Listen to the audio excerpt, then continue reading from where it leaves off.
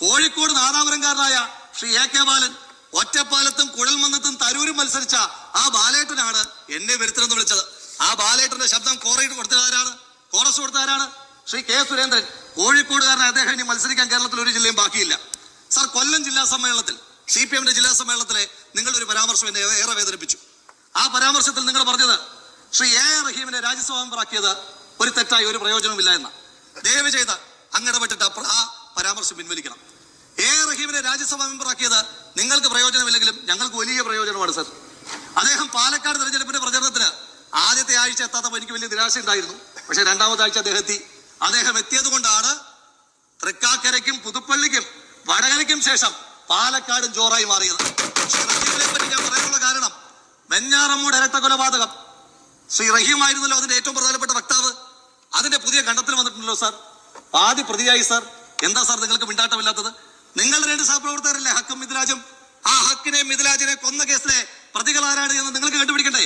ഞങ്ങളുടെ 2 സഹപ്രവർത്തകർ ശരത് ലാലും കൃപേഷും കൊല്ലപ്പെട്ടപ്പോ അതിനകത്തെ പ്രതികളായ CPM നേതാക്കന്മാർ അവരുടെയൊക്കെ വീട്ടിൽ കല്യാണവും മരണവും അടക്കമുള്ള വിശേഷം ഉണ്ടാകുമ്പോൾ പോലും പുറത്തിറക്കാത്ത രീതിയിൽ ഞങ്ങൾ ജാഗ്രതയോടുകൂടി നിയമ പോരാട്ടം നടത്തിയവരാണ്. ആ അഭിമാനബോധത്തോടു കൂടിയിട്ടാണ് സാർ പറയുന്നത്. ഈ പാലക്കാട്ടെ പറ്റി പറയുമ്പോ ഒരു തുള്ളി വെള്ളത്തിന് പൊന്നും വില കൊടുക്കുന്ന പാലക്കാടൻ ജനത, ആ പാലക്കാടൻ ജനതയ്ക്ക് അവിടെ ജലചൂഷണത്തിന് വേണ്ടി ഒയാസിസ് എന്ന് പറഞ്ഞൊരു കമ്പനിയെ പറഞ്ഞയച്ചിരിക്കുകയാണ് സാർ. ആ കമ്പനിയെ പറഞ്ഞയച്ചിരിക്കുന്നത് പാലക്കാട് തെരഞ്ഞെടുപ്പിന് ചെലവഴിച്ച പണത്തിന്റെ ഉപകാരസ്മരണയ്ക്ക് വേണ്ടിയിട്ടാണോ? മാനേജിംഗ് ഡയറക്ടർ കള്ളപ്പണ കേസിൽ പ്രതിയായിട്ടുള്ള പഞ്ചാബ് സർക്കാർ നിരോധിച്ച ഡൽഹിയിൽ മദ്യഴിമതിയിൽ പങ്കാളിയായ ആ കമ്പനിയെ പറ്റി ഇറക്കിയിരിക്കുന്ന ഉത്തരവൊന്ന് വായിച്ചു നോക്കണം സാർ.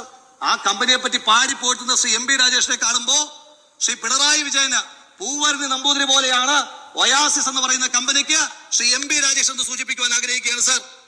പറഞ്ഞത് ഒയാസിസിനെ കൊണ്ടുവന്ന ബ്രൂവറി തുടങ്ങുന്നത് കാർഷിക മേഖല മെച്ചപ്പെടുത്താൻ വേണ്ടിയിട്ടാണെന്ന.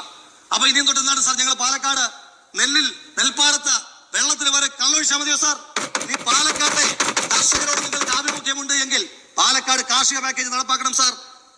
ബഹുമാനപ്പെട്ട കേരളത്തിന്റെ മുഖ്യമന്ത്രി അടക്കമുള്ള നിങ്ങൾ മന്ത്രിമാരടക്കമുള്ള ഭരണപക്ഷ MLA മാരടക്കമുള്ള ആളുകൾ പാലക്കാട് പറഞ്ഞ വാഗ്ദാനങ്ങൾ നടപ്പാക്കണമെങ്കിൽ ഒരു പ്രത്യേക ബഡ്ജറ്റ് തന്നെ പാലക്കാട് ആവശ്യമാണ് സാർ. എന്നിട്ട് നിങ്ങൾ എന്താണ് സാർ ചെയ്തത്? പാലക്കാടിന് കാർഷിക ഗ്രാമീണ റോഡുകൾ അനുവദിക്കുമ്പോൾ ഭരണപക്ഷ MLA മാർക്ക് 8 കോടി, പാവപ്പെട്ട പാലക്കാടിന് 4 കോടി മാത്രമേ ഉള്ളൂ സാർ.